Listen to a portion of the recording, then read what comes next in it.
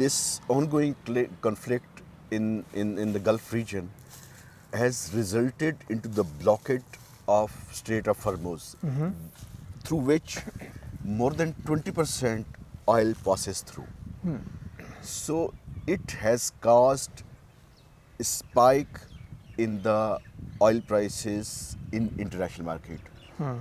There are estimates that if this conflict persists and this blockade continues, it might result into increasing the oil prices passing the $100 per barrel mark, psychological mark, and it will have a devastating effect in case of Pakistan.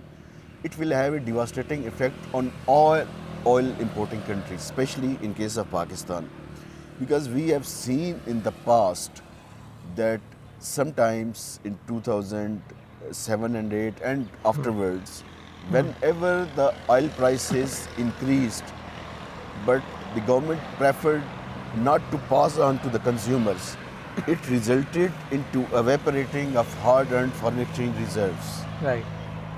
So it might pave the way for another balance of payment crisis. And there are estimates that Pakistan could absorb any hike in the prices for 6 months to 1 year period. Right. But I think Government of Pakistan has constituted a high-powered committee under the convenership of Minister for Finance.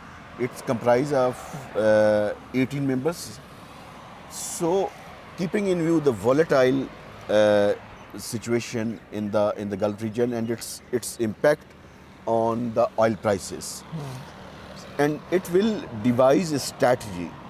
And the strategy is, if the prices increase, the government will be left with no other option but to pass on the escalated prices to the consumers. Right.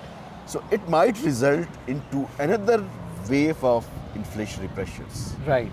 If this crisis persists for weeks and months.